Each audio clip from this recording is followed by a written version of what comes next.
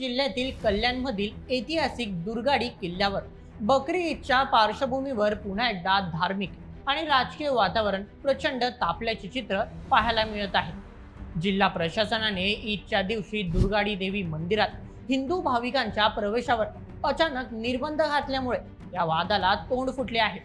या निर्णयाविरोधात सत्ताधारी भाजप आणि शिवसेना शिंदे गट यांचे कार्यकर्ते अत्यंत आक्रमक झाले असून गुरुवारी सकाळपासूनच संपूर्ण किल्ला परिसरात प्रचंड तणावाचे वातावरण निर्माण झाले। काही कार्यकर्त्यांनी थेट प्रशासनाचे बॅरिकेड्स तोडण्याचा प्रयत्न करत त्यावर चढून घोषणाबाजी केली, तर काहींनी थेट किल्ल्यावर महाआरती करून प्रशासनाचा निषेध केला। कायदा आणि सुव्यवस्था बिघडू नये म्हणून संपूर्ण परिसराला छावणीचे स्वरूप आले असून मोठ्या प्रमाणावर पोलीस आणि राज्य राखीव पोलीस दल अर्थात SRPF तैनात करण्यात आले आहे। हा वाद नवा नाही, पण यंदा या आंदोलनाला मिळालेले तीव्र राजकीय स्वरूप आणि प्रशासनाच्या भूमिकेमुळे 40 वर्षांपासून धगधगता हा प्रश्न पुन्हा एकदा राज्याच्या राजकारणाच्या केंद्रस्थानी आला आहे। चला संपूर्ण प्रकरण सविस्तर पद्धतीने जाणूया आजच्या व्हिडिओमध्ये। दुर्गाडी किल्ल्यावरील संघर्षाला अनेक दशकांचा इतिहास आहे। या किल्ल्याची भौगोलिक आणि धार्मिक रचनाच या वादाच्या मुळाशी आहे।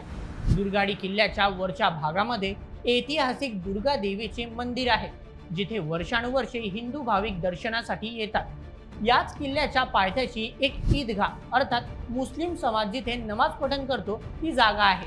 हिंदू संघटनांचा असा दावा आहे की ही संपूर्ण जागा मूळची दुर्गा देवी मंदिराचीच आहे आणि ती ऐतिहासिक काळापासून हिंदूंचे श्रद्धास्थान आहे। दुसरीकडे मुस्लिम समाजाचा दावा आहे की किल्ल्याच्या पायथ्याशी असलेली जागा ही कायदेशीर ईदगाह असून तिथे सणांच्या दिवशी नमाज पठण करण्याचा त्यांचा अधिकार आहे।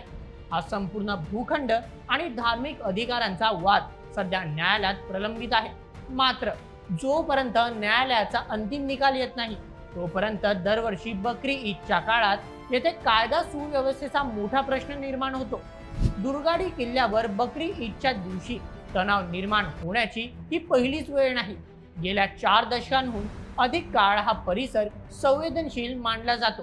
भूतकाळातही येथे अनेक वेळा हिंदू आणि मुस्लिम समाजामध्ये तसेच आंदोलक आणि प्रशासनामध्ये तीव्र संघर्ष पाहायला मिळाला आहे। दरवर्षी बकरी ईदच्या दिवशी मुस्लिम बांधव ईदगाहावर नमाज पठणासाठी एकत्र येतात। त्याचवेळी हिंदू भाविकही मंदिरात दर्शनासाठी जाण्याचा आग्रह धरतात। एकाच वेळी दोन्ही समाजाचे लोक एकत्र आल्यास जातीय सलोखा बिघडू नये म्हणून प्रशासन तात्पुरत्या स्वरूपात काही कडक नियम लागू करते। भूतकाळातही अनेकदा ईदच्या दिवशी हिंदू भाविकांना मंदिरात जाण्यापासून रोखण्यात आले होते, ज्यावरून आंदोलने झाली होती। यंदाही प्रशासनाने तो जुना किस्सा गिरवत मंदिर प्रवेशावर निर्बंध घातले, ज्याने आंदोलनाची ठिणगी पडली। दुर्गाडी किल्ल्यावरील आंदोलनाला शिवसेनेची एक मोठी ऐतिहासिक पार्श्वभूमी आहे।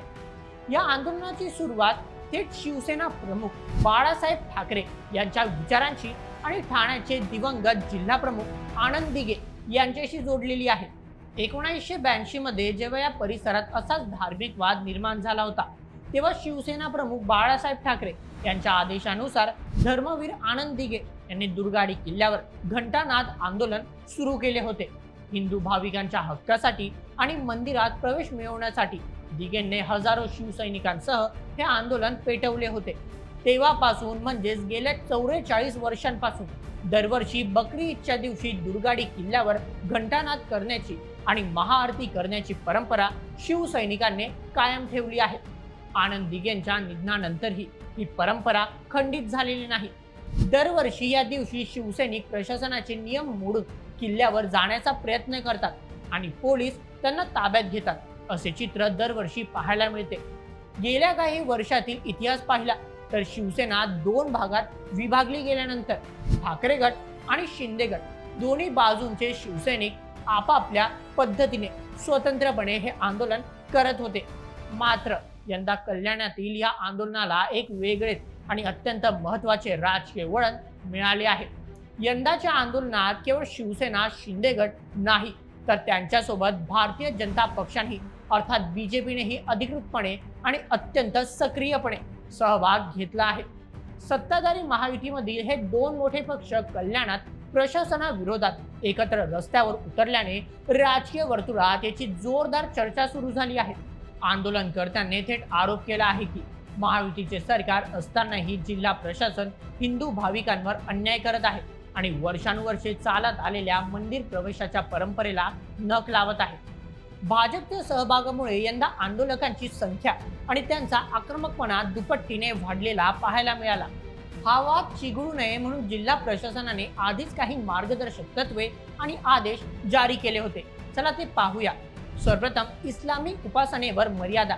जिल्हा प्रशासनाने काढलेल्या आदेशानुसार दुर्गाडी किल्ला परिसरात वर्षभर कोणत्याही प्रकारची इस्लामी उपासना किंवा धार्मिक कृत्य करण्यास मनाई करण्यात आली आहे.